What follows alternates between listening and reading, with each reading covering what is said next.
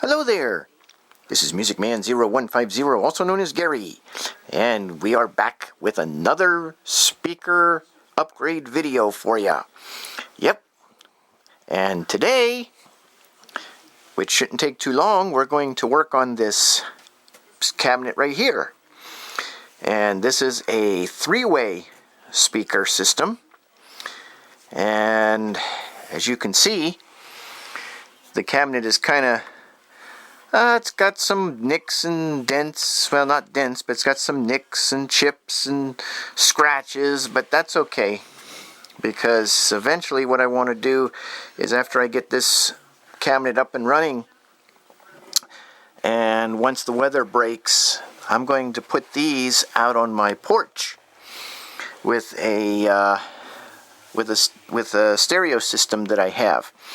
And then that way, if I want to sit out on the porch and listen to some music, I can turn this on and not have to worry about disturbing the neighbors, because I could play it real low. I don't have to put it through the outside speakers I have already out there, because those outside speakers, I use those for like when I'm working out in the yard, or if my neighbors with the kids, they're outside and they're playing and like to entertain them with music, I can use those. I could use these too as well, but these might be a little loud, so that's why I might not use these per se. I'll just keep the volume nice and low. So what we're going to do is we're going to upgrade the speakers that are in here. And you're probably asking, well, why do you want to do that? Well, as you saw on the back, first of all, I don't have the terminal strip on there, so there's no wires in here at all. So I have to put the wire hookups back in here. And the other reason is, this speaker here, this is an old Magnavox Quam, but that's a 4 ohm. That's a 4 ohm woofer. And this mid-range here, this is a solid mid-range. It's not a full-range speaker, because it's a sealed back. See, I could tap it and it doesn't have much resonance like this one does. So you can hear the resonance on that. And the tweeter, that'll stay, because I don't have any other tweeters that'll fit that, and it's actually a unique fit. So if I was to ever replace the tweeter on these cabinets, the hole would have to be resized a different way. And I don't know how much more it could be changed, because this is almost close to this. If anything really happens to these, I'm just going to dispose them or recycle them, because you can see they're pretty well beat. So if something happens to them while they're outside, then I'm just going to go ahead and recycle them. But what I will do is, because the woofer that's going to go in here is a real good solid woofer. There's nothing wrong with it at all. And the mid-range that I'm going to replace this one with is also real good. In fact, I'm going to show you the other speaker that matches this, what it looks like, because I've already upgraded that one. So I'll take you in the other room and show you that speaker.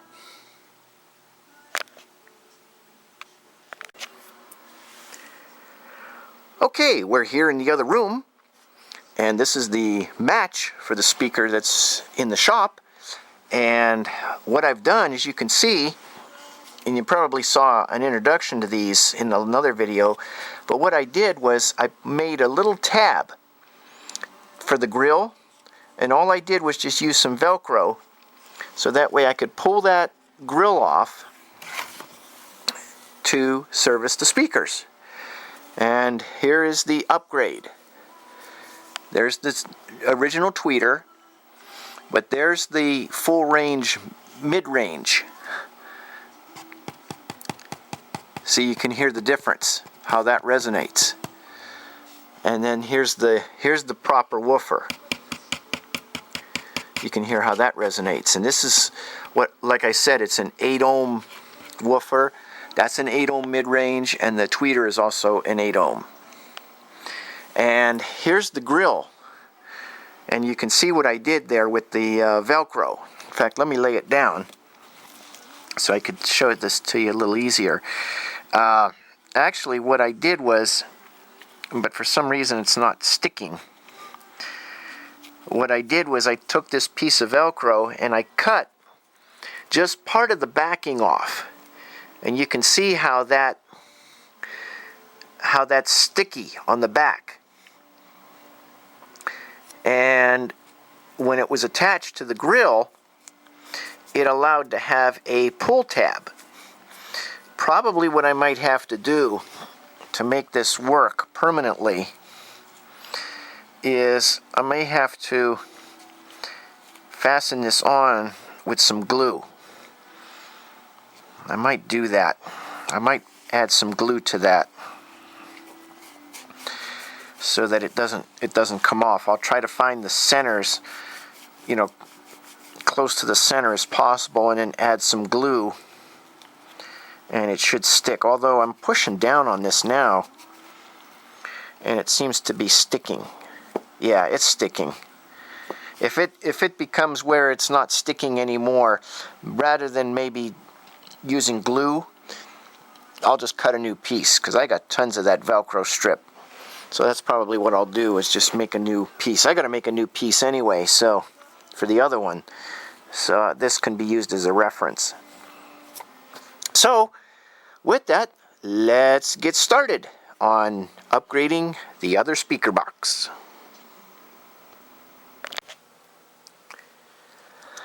Okay, we're back in the shop now, and here is the mid-range that I'm going to use to replace the one that's in this box.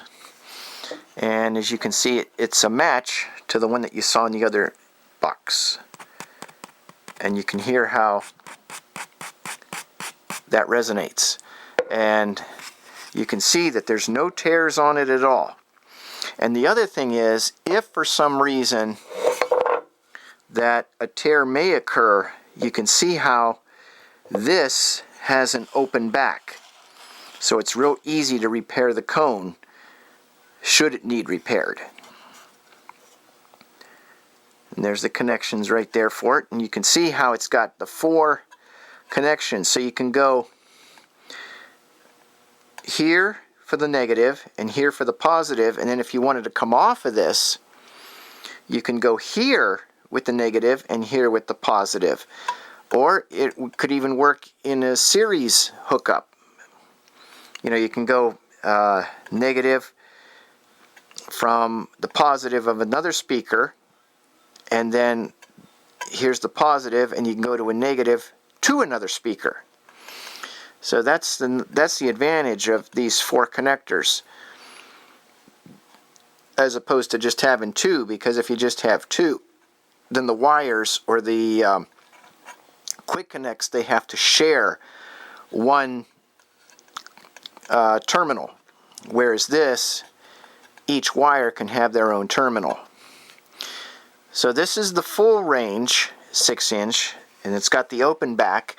And let me just show you the sealed back speaker, which is right here. This is the sealed back, and you can see there is absolutely no way to get to the cone from that side. And you can see how this has some tears in it. Let's go in here, because that was sitting on my stool. You can see here there's a little hole there, and there's a couple, I don't know if those are holes or if they're starting to become holes. And then over here you could see the seam is kind of worn. So usually once these sealed back speakers, that's what they call them sealed back, because there's no way to get to the other side of the cone if it has to be repaired. So usually once these go bad, You just have to get rid of them. So that's why I'm going to replace it. Because I don't know if this was damaged prior to ownership or if it accidentally got damaged when I took it out. I don't recall it being damaged as I was taking it out. I think it was already starting to look worn before I even took it out. So there you go. So that's the difference between a sealed back speaker and an open back. And the open backs, in my opinion, they sound much better. So that's what I'm going to use. So with that, we're going to take the woofer out and the mid-range, and I got to find the wiring for this so that way I can attach the I can connect everything back up and attach the terminal strip back on the back, and we'll be able to give it a test. And I'll show you the procedure as we go along. Okay, we got the speakers out, the mid-range and the woofer, as you can see. And with that, I gotta pause for a minute because I got a phone call. So I'll be right back. Okay, I'm back now, and we're going to try to get this done as quick as we can because I just realized that I forgot to get the trash out, and I want to get it out before it rains. So maybe what I ought to do is get the trash out first and then come back and we can continue this, because then that way we won't have to rush getting it done. So that's what I'm going to do. I'm going to go get the trash out, and then we'll be back and we'll finish working on this speaker upgrade.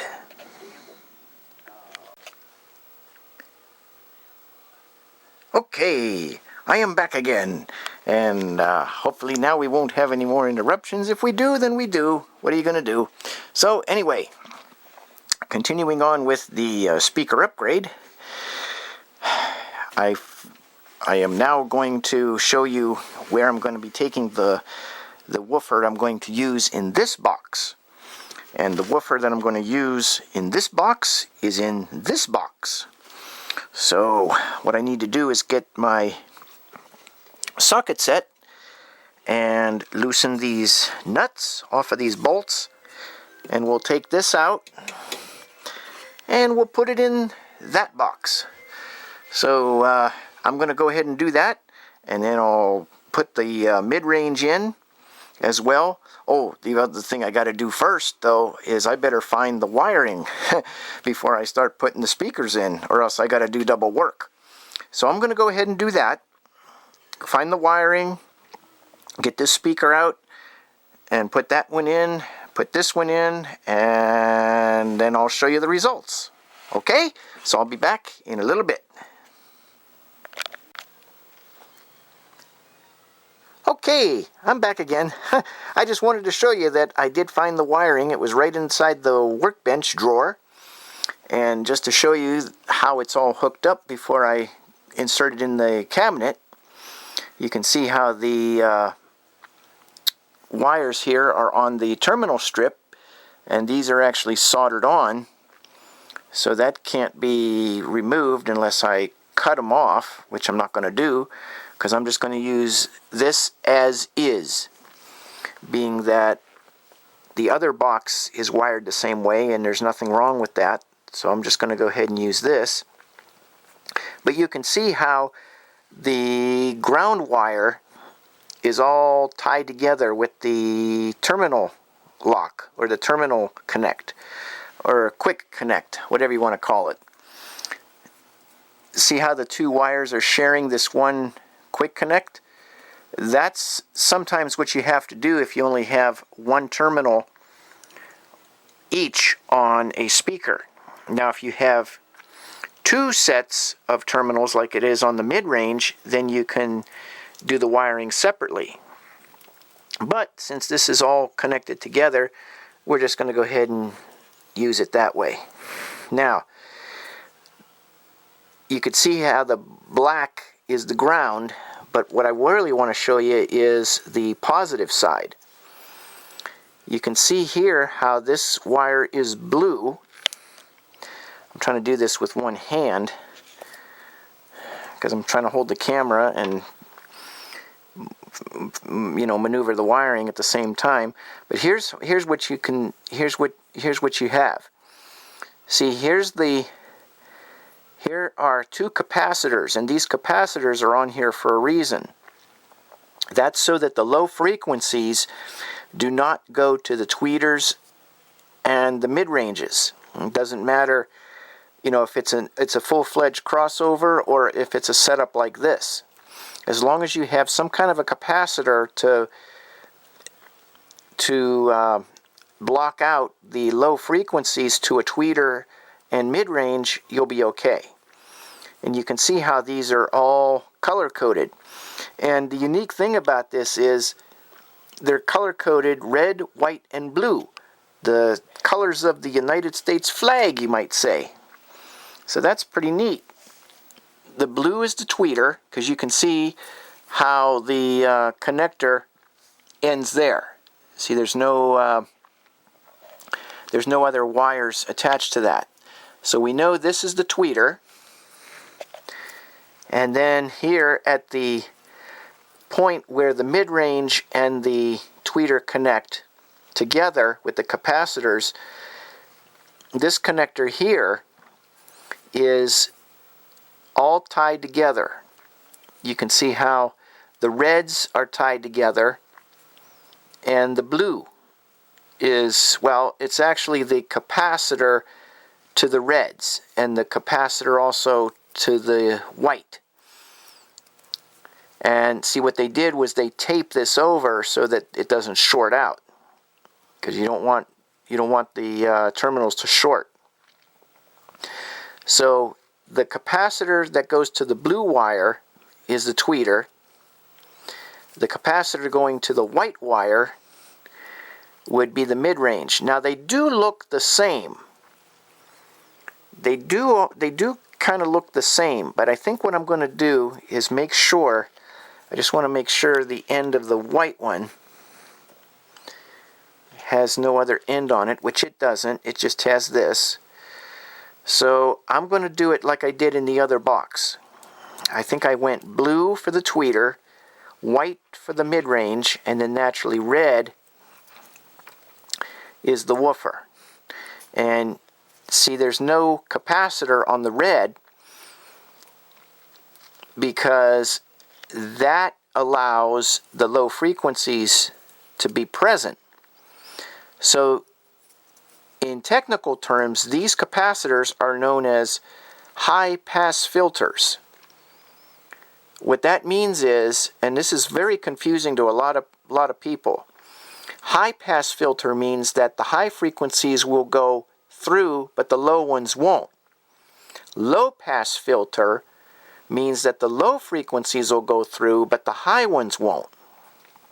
And I always thought it was the opposite, but it isn't. It's what I just mentioned. High-pass filter means that the low frequencies are blocked. Low-pass filter means that the high frequencies are blocked. So that's why these are on there, so that the tweeter and the mid-range don't get damaged from the low frequencies. And if they, if it wouldn't get damaged, it would cause a lot of distortion. So there's the hookup, and it's just, it's just a makeshift hookup,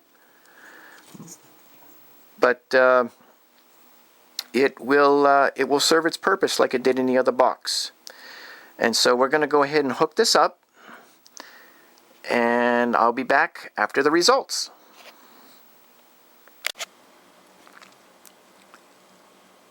Okay, I'm back, and believe it or not, it is already a different day, because when I was doing the previous sections of this video the other night, it got real late, and so I didn't bother doing the outcome of this speaker box. But I want to show you what I had to end up doing, which made the hours go real late, and that's why I never finished the video at that time. This terminal strip here is a replacement from what was on here. after I got everything wired, I discovered that there was a screw missing on the original terminal strip. So first I tried to insert another screw to see if I could get it to tighten up. It did not. And then I tried putting in a machine screw and then put a bolt on the other side of that with a permanent wire, or you could, well, wire, pigtail, whatever you want to call it, a permanent one on one of the screws, and then just hook the rest of the wiring from that. Well, as it turned out, the machine screw, it went in and it felt like it was tightening up, and then all of a sudden it would just spin and spin and spin and spin. And then when I tried to take it out, it wouldn't come out. It just stripped itself into the terminal. In fact, I think I still have it. I don't think I threw it away yet, because I did get rid of the trash the other day. No. Here it is right here. I didn't empty this wastebasket. So here's the result of what happened. See, there was no screw here. Well, actually both sides had no screws, which I didn't notice. So I tried putting a machine screw in this side here, and you could see what happened. The head of the screw sort of got stripped, and I tried getting the actual screw out of there, but it won't come out. It just spins and spins and spins. So, as a result, I had to cut the wires off of these terminals, and I put new insulated connectors on the new terminal strip and mounted that new push terminal strip onto the back of the box, which is over here. I'll give you a close-up look so you can see exactly how I did it. And this was a little tricky as well. Let me move so there's light. See, this was a little tricky as well, because this terminal strip is just a tad shorter than the original. So I tried to get it in this hole and it wasn't lining up, and in this hole, for some reason, this hole expanded. So by moving this over just ever so slightly and putting it in there, this hole worked, and then I just made an adjacent hole right here for this screw, and it's working good.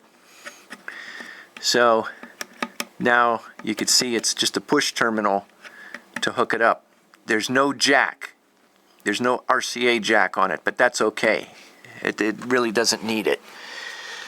Because if I do want to go parallel with this, all I have to do is just put another wire in there, tie the two wires together, and then go to the next speaker if I wanted to. In fact, that might be a better way to do it per se, because if I ever do want to do that, I can tape the wire on the back here so it's permanent or semi-permanent, and then the leads would be there for, another speaker on top of that.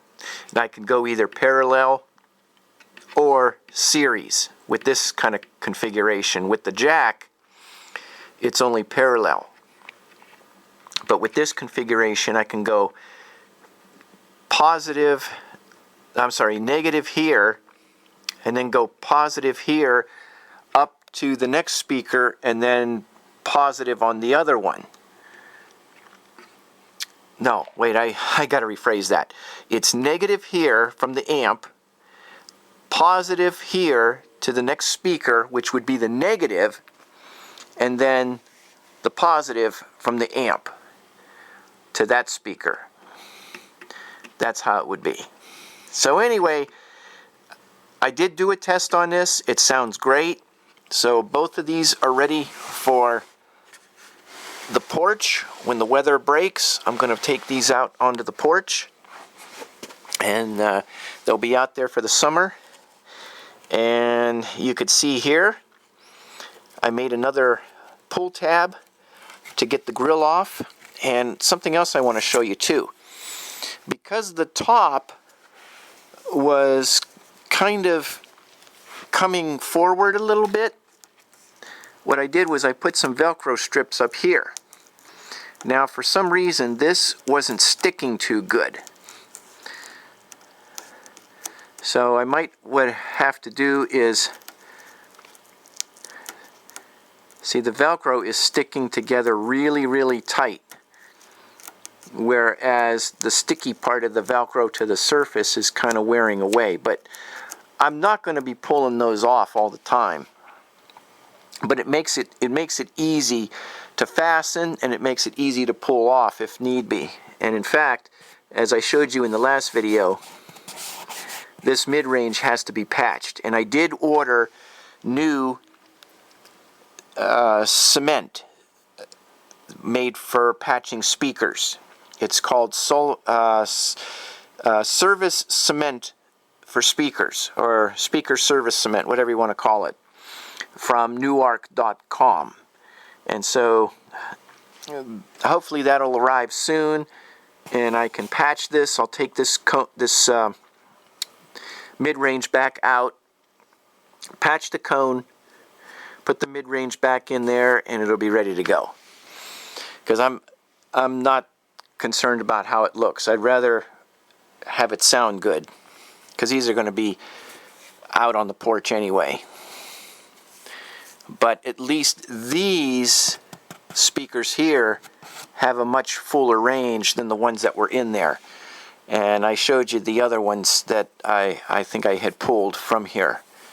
And those are up for sale, by the way. The original mid-ranges from here are up for sale. So if anybody's interested, go to ebay.com, search for 2 6-inch vintage mid-range speakers, and there's the listing. So hopefully somebody will want those for their project.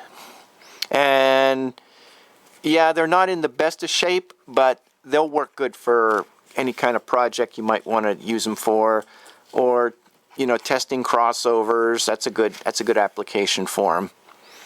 So anyway, that's the update for this speaker box. I did do a test on it, like I said. It sounds great. So I'm not going to bother, hooking it up now, because it's going to be ready to go outside on the porch once the weather breaks. We're supposed to get near 70 later this week. So I'm thinking maybe, start getting the porch set up for the summertime. And I'll put these out there, put an amplifier out there, mini stereo or whatever, and then I can have a nice system out there for the summertime. And these will be perfect for that. Get them out of the house for the summer.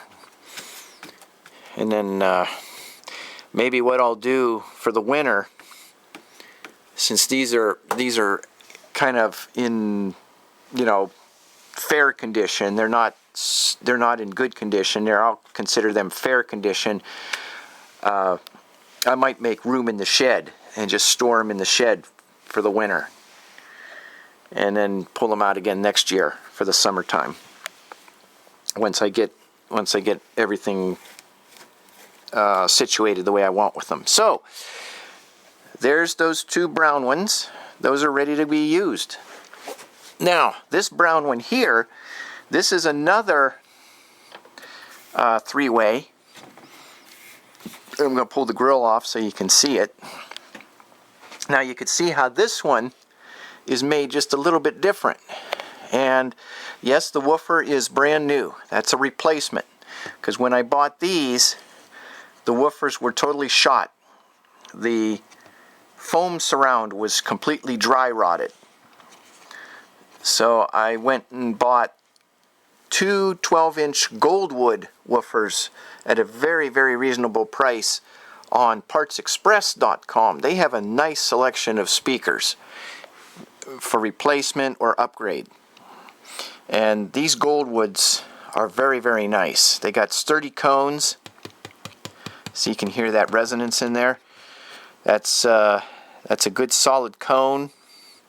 I think the woofers are, I forget the specs on them, but I think they're close to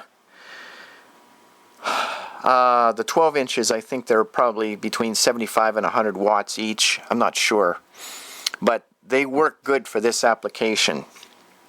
And there's a mid-range here. You can see how this mid-range is made just a little bit different compared to the ones in the other boxes. And then the tweeter is also made differently. And these are actually in much better shape, because these speakers I don't think were out in the environment per se. Now, this is the one that I have to try and put on a new terminal strip, because the spring terminal on this one broke. The original one broke. I think I showed it to you previously in another video. So I finally did find two. They're right here in the shop here in the drawer. These are similar to what was in there, and I bought two of them, so in case the other one breaks, I have a spare. But you could see here that these are made just slightly different from the originals. They have these bumps, or like grooves or whatever on it. So what I got to try to do, and I think I'm going to go ahead and try to do it anyway, very, very carefully, is expand the hole. I don't know how I'm going to do it yet, but I do want to try to get that box up and running, so that way I can use both of those in the house here. And then this one here on the floor, this is the final one that I need to upgrade at the present time. This is the last one that has to be put together, or, well, it is together, but I want to upgrade it. And what I want to do with it is, I have the other woofer that matches the woofer that's in the other black speaker like this. And another thing that I'm going to do to it as well, let's see, what did I do with it? What I have is an extra crossover network, and I'm going to insert that into that box, just like I did in the other box. Now, I wish I could show you the other box, but I wanted to get the main system in the music room up and running, so I already put that box in place in the corner. I'll show it to you. I'll show you where the box is. It's in the corner back here. You can see it down there on the floor. And that has the upgraded woofer. It's got the original tweeter, but it also has the crossover in it, which improves the high range. And that's why I want to do the other black one the same way. So what we're going to do now is we're going to reveal what is in this black one right now. I haven't opened this up. I don't even know if I remember opening this up at all, because I tried getting the grill off before I started coming on here to make the video, and it was kind of a challenge, because this one fits a lot tighter than the other one. So here we go. We're going to lift the grill and set the grill over here. And there's the original tweeter, and then there's the original woofer. Now, notice how they have these mounted. The tweeter is mounted on the front. See, you could actually take the screws out on the front and remove that very easily. The woofer, however, you can see how it's mounted from inside. It's mounted from inside. And notice how it's a dual cone. It's very rare that you'll find dual cone 12-inch speakers like that. So what I'm going to do is, this woofer here is going to go in that enclosure over there, since that's a full range. I have two enclosures like that, and the other one already has the identical woofer in it, and it really sounds nice all by itself because it's a full range. So I'm going to do the same thing with this one and make that enclosure a full range, and that's why I removed the woofer that was in there, because that's more of a low frequency speaker rather than a full range speaker. This one's more full range since it has the whizzer cone. So I don't know how long this one's going to take to do, but as the time progresses and I have different stages accomplished, I will show you exactly what's been done. So I think what I'm going to do first is, it's mid-afternoon right now as I'm doing this, and it's about time for a late lunch. So I think what I'm going to do is have some lunch, a late lunch or an early supper, whatever you want to call it, and then I'm going to go ahead and work on this speaker box and get this one up and running, so I can put this one in its place from that other brown one that's in there, and those two brown ones will be ready to go outside when the weather breaks. So I will be back with the next phase of this speaker box upgrade.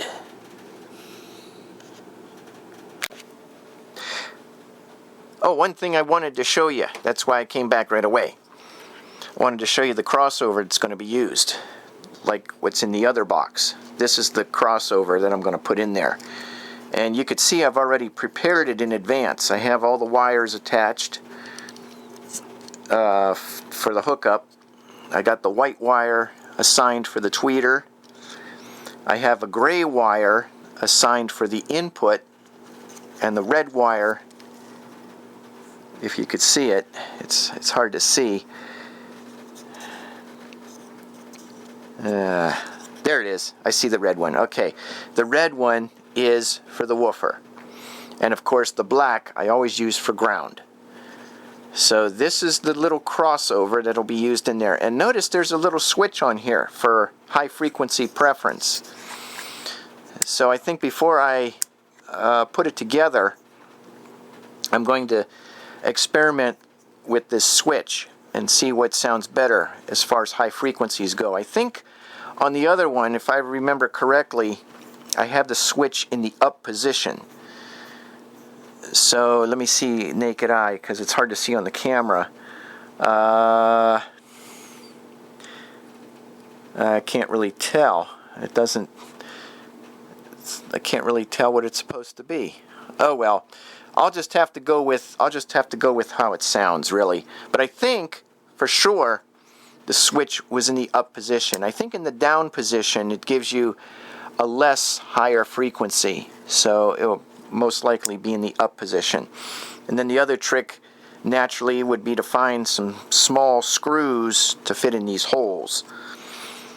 So I have to find two more screws, at least two screws, to put it in there. That's what's holding the other one in place. I didn't bother putting 4 screws in, I just put 2 in, and it's working out good. So I think 2 will work good on this one as well. So with that, that's the next project I'm going to be doing. So I'll give you updated progress on how it goes, and naturally when it's all done we'll give it the ultimate test. So I'll be back with the next part once I have things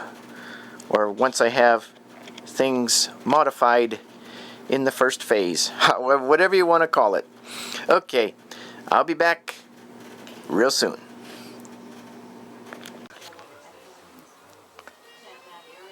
Hello there. It is I again, MusicMan0150, also known as Gary, and yes, we are continuing the upgrade of the two-way black speaker enclosure. And as you can see, I have the box opened up. It took a little bit of a challenge to open up because the back on this one was really snug. But you can see, here's the back, and you can see it's got insulation on it, and that reduces the resonance of the of the sound coming from the drivers. And you can see, as I was explaining before, how the woofer is mounted inside the box, whereas the tweeter is mounted outside the box. So, as you can also see, I've removed the screws to lift it out, and that's exactly what I'm going to do now, very carefully. So I had to turn it sideways to lift it out, and here is the old woofer from the box. And you can see how it's in really, really good shape. So I'm going to be extremely careful with this so that it doesn't get damaged. In fact, the best thing to do is, let's make sure we have a clear spot on the floor here so it doesn't get damaged. And there we are. And you can see how this is what they call the, I don't know, I guess I call it a spacer. I don't know what this is really called here, this cardboard around the edge of the speaker. I guess it's called a spacer. But anyway, you could see it's tan, just like some of the other old vintage speakers that I have, where this is tan. Some of them are black though, but this one's tan. And you can definitely see now it's got the whizzer cone on it and the big cone, and that's going to go in that box right there. So I'm going to grab this box now, being very careful not to poke it with the poke the speaker with the box. And now what I need to find are the nuts that go in there, and they're right here. The nuts are right here. So what I'm going to do is go ahead and mount that speaker into this box, and then we'll continue working on that other box with the new woofer upgrade. And just so that you can see here, this is definitely a 12-inch enclosure, and I have two of them. And down here, if you could see right here, there's a little hole for an optional volume control. But I don't think I'm going to do that. I don't think I'm going to put a volume on this. I think I'm just going to leave that just as it is, so it's intact. So that's exactly what I'm going to do there. And if you want to see here, right here is the big hole for the woofer, and there's nothing there because the grill is over here. Now, you're probably wondering why they mounted the woofer inside and the tweeter outside. Well, take a look at the back of this grill. See how the wood is made? With that design or that layout of the wood to support the grill, the woofer would be touching this part of the wood, or vice versa, the grill would be touching the woofer, and it would probably cause speaker distortion. So that's why the woofer was mounted inside the box rather than outside the box. So let's push that one out of the way for right now. We'll get this one. And I need to put the camera down while I set this in there. So I'll be right back after the full range 12-inch speaker, that's what we're going to call it, is inserted into the box.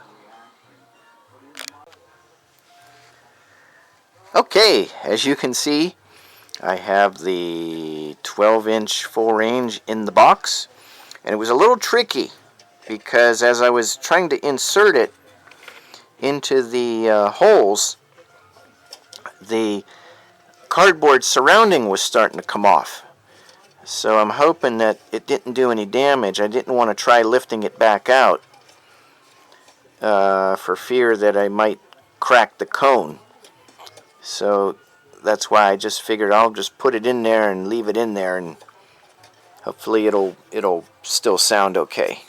I didn't have any trouble with the other one, but this one seemed to be a little more delicate, so hopefully it'll still be okay. I do have that extra Radio Shack 12-inch full range if I would need it, but I'd rather, if I can, have the two matched. So we'll give this one a test to make sure it does sound okay. But I'm going to go ahead and mount it in there first with the nuts, and then I'll get my little radio or audio source, whether it's a tape player or whatever, and we'll give it a quick test and make sure that it sounds okay. Okay, I'm back, and I got the speaker connected up. As you can see here, I got the jumper leads going from the radio to the speaker itself, and I realized that my colors aren't consistent because I have the white on the negative and the blue on the positive, and my white is over here for positive and my gray over here is for negative. But this is just for a test, a quick test to make sure that it works, and it does work. I'll give you like about a 5-second sample of it so you can hear what it sounds like. Let's see. Oh, the jack fell out of the plug fell out of the back of the radio. I should try finding another radio that's got a better jack on it. This isn't too good.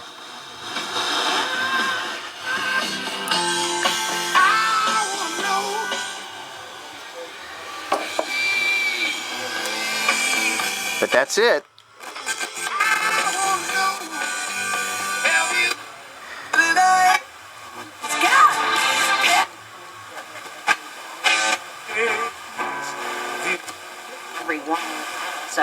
Or 8 other jobs if you think about people who work in supply. Now my battery is going a little low in the radio, so that's why there might be some distortion, but there's nothing wrong with the speaker, thank goodness. So you can hear the buzzing.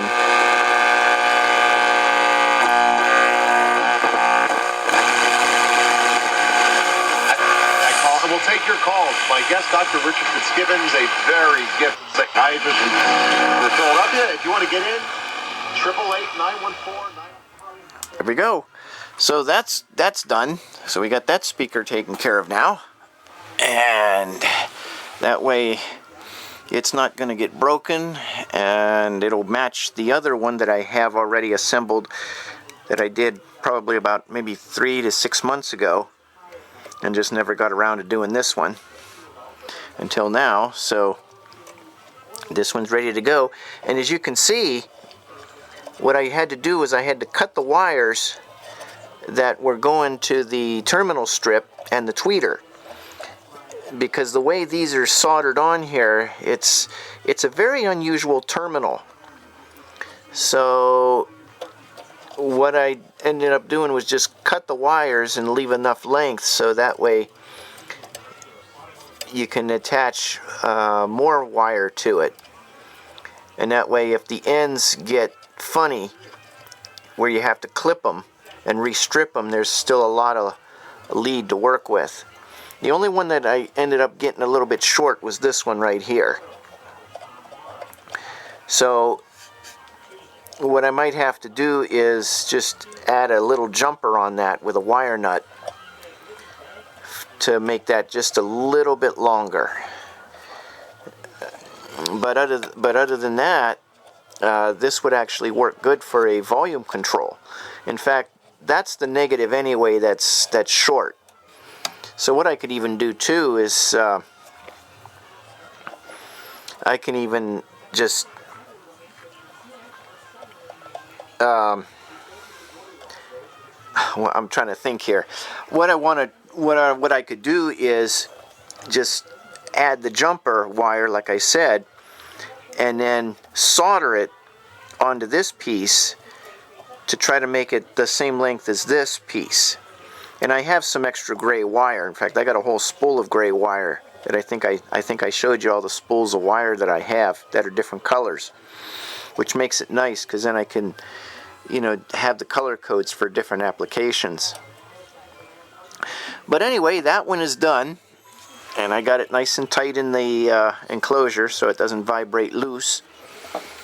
So that one is finished, and now we'll get to the other one, the other box. But I think what I'm going to do first is eat while my battery fully charges again, because the battery's down a little bit from using the camera yesterday and the day before. So I'm going to let the camera charge, I'll go eat, and then we'll see if we can't at least get halfway through the assembly of that other box with the new woofer in it.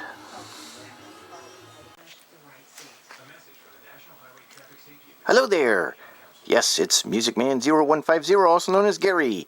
And yes, we are continuing the speaker upgrade. And as you can see, I have upgraded the box. But I wanted to show it to you before I put everything back together. And you can see here, I have the two-way crossover mounted. I found a couple of wood screws that were small enough to mount on the side of the box. And then I've also put quick connects to the woofer, as you can see there, and also to the tweeter. And notice the quick connects that I've used. You can see that they're fully insulated. And then that way, if it would happen to touch on a surface or with each other, they won't short. But what I'm going to do also is I'm going to take a piece of black tape, like I did with the other speaker box, and tape the wire to the basket of the woofer, just so that it doesn't move around, just in case it might vibrate loose or it just flies around in here from the vibration. And that way it won't accidentally touch something and short. So I'm going to go ahead and put the tape on there to hold that wire in place. And then the last step is to take these wires and use wire nuts and tie them to the wires that are coming off of the terminal strip. So I'm going to give you a little demonstration on what it sounds like now. For her friend, I pray for all those with mental health issues. I want to pray for those with addictions. Lord, I want to pray for those who have problems with father issues. And it sounds pretty good. Let me turn it around so you can see the front. Let's see if I can do this with one hand. I got to be careful so I don't pull any wires. That's what took so long. The wires kept coming off of the enclosure, or not the enclosure, but the crossover, because it doesn't have any terminal points to just put on quick connectors, so I had to solder all the wires on. So here's the front, and you can see I have the new woofer in there and the original tweeter. Have mercy on us and on the whole world. For the sake of his sorrowful passion. Have mercy on us and on the whole For world. the sake of his sorrowful passion. Have mercy on us and on the whole For the world. sake of his sorrowful Have passion. mercy on us and on the whole For world. the sake of his sorrowful passion. Have mercy on us. And that's talking, but you can kind of get the idea on how good it sounds. And see, down here is the vent. Well, it's actually not called a vent when it comes to audio. It's called a port. But it's not a round port. It's a rectangle port. And that kind of enhances the sound from the woofer. So, after all this time, I finally got this one upgraded. And now I can use both of these in the studio. And those other speakers that I showed you, they'll be able to be used outside on the porch. This weekend is supposed to get real nice. Well, as far as temperature goes, it'll be warm. But I doubt that I'll still be able to get out there to set up the porch because it's supposed to rain and some thunder showers. So that might have to wait a little bit yet before I put anything else out there as far as electronics goes. I have an old radio outside on the lower porch right outside the studio on a shelf, but I want to change that too. I want to put a stronger amplifier for those power speakers I have outside. Actually, they're outdoor speakers or power horns, whatever you want to call them, and want to put a little stronger amplifier on those just so that it's not distorted if it's up loud. So anyway, finally got it together as far as the upgrade, and now I can take that other Quam Magnavox speaker that's sitting on that stand, and I can store it away in the box that this woofer was in. And as you saw, the other 12-inch dual cone speaker has been installed in the other enclosure as a single full range. And that pretty much covers the speaker upgrades for right now. These were the biggest projects that I had to do. The only one I have left to do is I still have to fix the 1-3-way with a new terminal cup. And I'm going to try very, very carefully to make that hole just a little bit bigger. And hopefully I can. So I'll do a video on that one too, so you can kind of see the progress on how it goes. But for now, this is going to end it, and I wanted to let you know that if you liked seeing these upgrades and want to see more so that you'd be able to do it yourself, I will be posting more, because I do have some other speakers that I do want to upgrade. They're smaller than this. Pretty much the big ones are done, other than that one with the terminal cup. But pretty much all the big ones are done. I got a few little ones that I want to upgrade the drivers with, so I'll do that some other time, because now I have to clean up the shop here. I'll show you some of the tools I had to use in order to finally get that together. There's my soldering iron, which I can unplug now because everything is working, and I'll have to clean it with they recommend that you don't use sandpaper. I used to use sandpaper a lot to clean the tip, but now I found out that sandpaper actually wears out the tip even faster. So I may have to just use a wet sponge, or I think I might have some steel wool, or I have that other soldering iron tip cleaner somewhere. I'll have to look for it. But that's the soldering iron I used. Here's the spool of solder that I have, and you can see it's now starting to go down a little bit because I've been tinning the soldering iron, which I had failed to do for a long time. I never realized that you had to tin your soldering iron tip all the time to keep it what they call moist, so the tip doesn't dry out.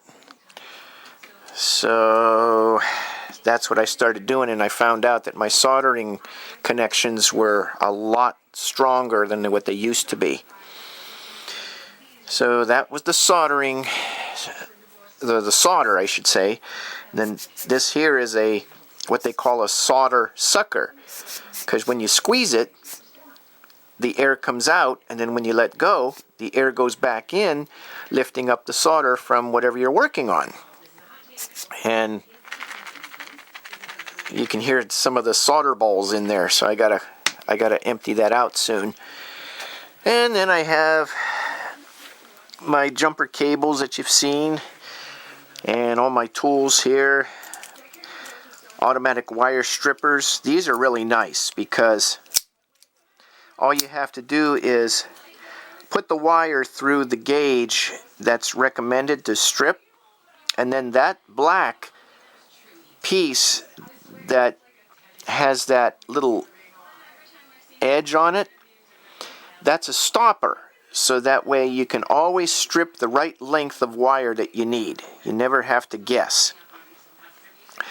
That's exactly what that's for. You can adjust it accordingly with this screw on the back, and then when you go to strip your wire, it's always the same length. You never have to guess on how far you need to strip a piece of wire. And then here are my favorite needle nose pliers. These are my favorite because not only do these work for tightening up quick connects if you need to, or any kind of connectors, but these work great for removing jumpers from CD-ROM drives, DVD drives, any kind of a jumper you need to remove from a PC board or a device, or to change it or to remove it completely. Because you can see how the needle nose pliers, they have those long, I don't know what you call them, long grabbers, I'll call them, I guess. Anyway, but these are my favorite, so I try very, very hard not to misplace these, because if I ever lost these, I doubt that I could find the same pair again. And then these here are my favorite wire cutters. I have a bunch more pairs for different applications, but I found these really cut wire the best. So I keep those safe now. And then this here is you could basically say it's almost an all-in-one tool, because it has a wire cutter, although I've tried using it and it doesn't seem to work as good. And then it has the stripper gauge on that for different wire, although this doesn't work too good either. And the other thing is,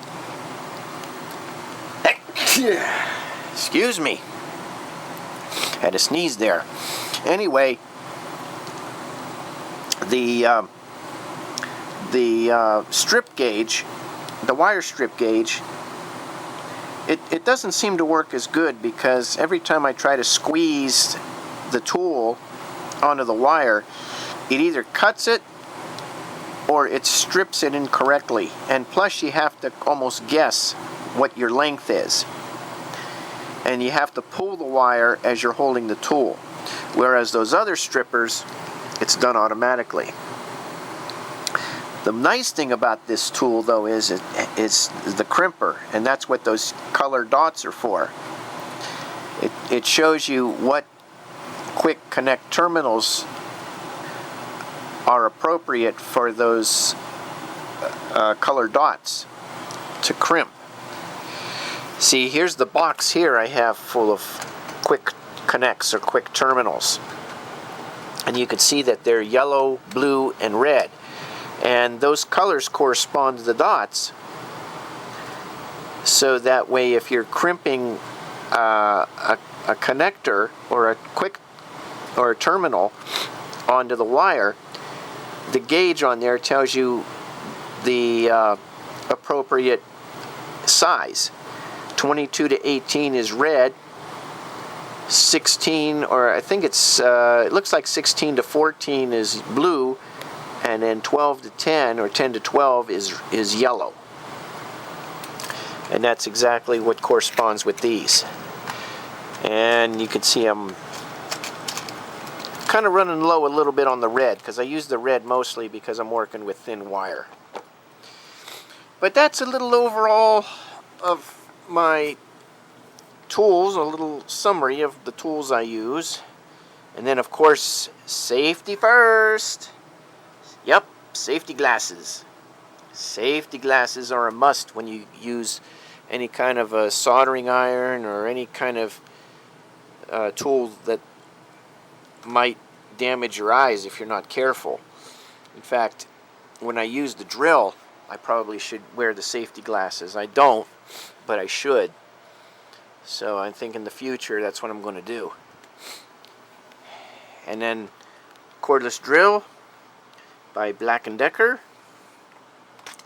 and cordless screwdriver. Now I could use the drill to screw in screws too, but I found that doing so, it might screw it in too fast.